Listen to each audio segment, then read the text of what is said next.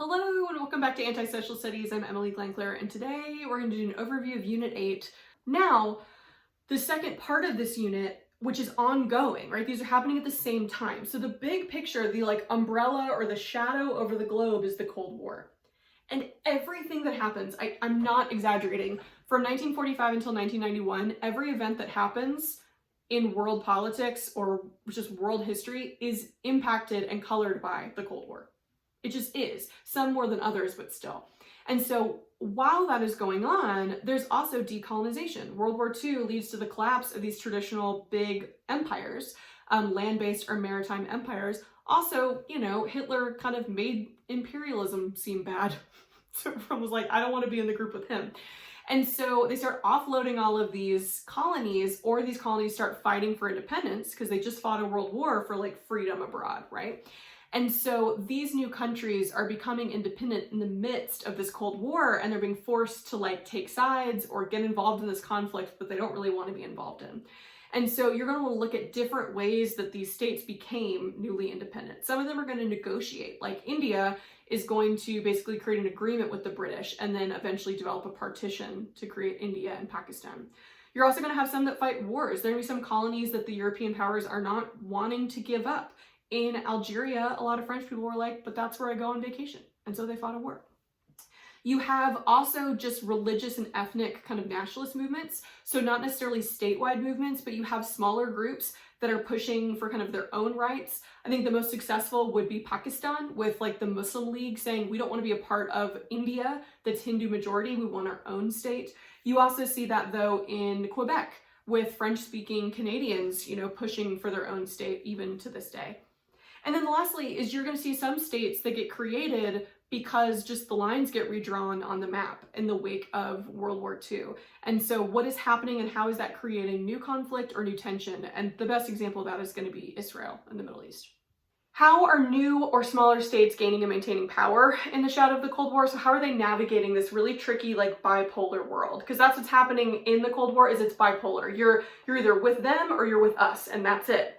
There are going to be a few states who are going to try to stay non-aligned, like I mentioned, leave us out of it, but for the most part, that's really difficult to do. And so you have a lot of new states who are having to figure out really quickly how to gain enough power within their state where they won't get conquered or totally taken over by a Cold War conflict or the other side. And so you'll see the rise of a lot of really heavily government-controlled economies. You're going to see that in India and Egypt, in Tanzania, these different states that step in and immediately try to kind of control and reform the economy so that it doesn't get just kind of sucked into a new form of imperialism. You're going to see a lot of migrations, a lot of people moving and trying to find kind of better opportunities. So a lot of Algerians flee and kind of move to France. You're going to see a lot of South and Southeast Asians moving to Britain in the wake of independence. A lot of Filipinos are going to end up in the United States with the fear of kind of rising communist China, wanting opportunities for jobs. And then you're also going to see the rise of state dictatorships that are not necessarily communist or fascist or whatever, but are just about kind of military control. And so you're going to see the rise of some of these really powerful dictatorial states, especially you'll see them in South America. So in Africa, for example, you have this really quick power vacuum. And a lot of these African states, they were asking for independence for a long time or fighting for it, but then they get it very quickly because the European states are like, we can't afford this anymore, we leave. And so you have these states that all of a sudden have this power vacuum. And in a lot of those situations, in steps what we actually call just a big man, big men and they just happen to be men, right? That are ruling and become these just epic dictators that kind of just suck the wealth out of a lot of these countries.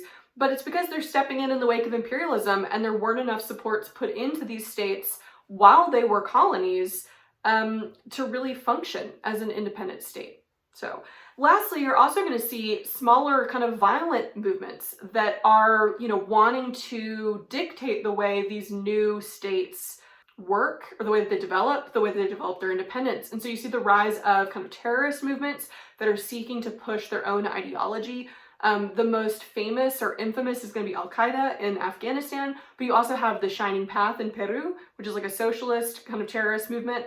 And so in a lot of ways, you're going to see a wide array of different methods for navigating the sort of chaos, but also the simplicity of the Cold War, right? You're either with the West, you're with the East, or you're like out in no man's land and crazy things are gonna happen.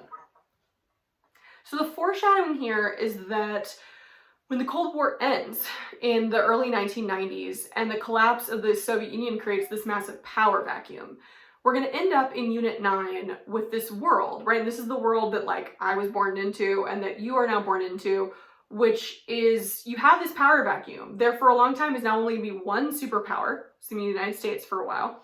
You have the triumph of this kind of like somewhat cutthroat free market competitive capitalism. And you have the triumph of like national self-determination and democracy and like the right of the people to have a voice in their government, which is great. But those things are going to lead to two different interpretations, right? The next unit is either going to be one of like total freedom or total chaos. And I'll kind of let you decide how you feel about that. All right, I hope that was helpful.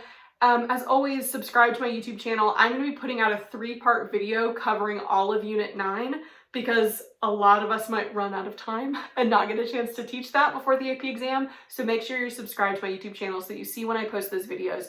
Follow me on Instagram and TikTok. Again, if you really like this stuff that I'm making, you can go join my Patreon for as little as $1 a month. But if you're a high school student, don't do that. I don't know, go spend it on your boyfriend or girlfriend or your friend or yourself. I don't know, whatever. Have a good day.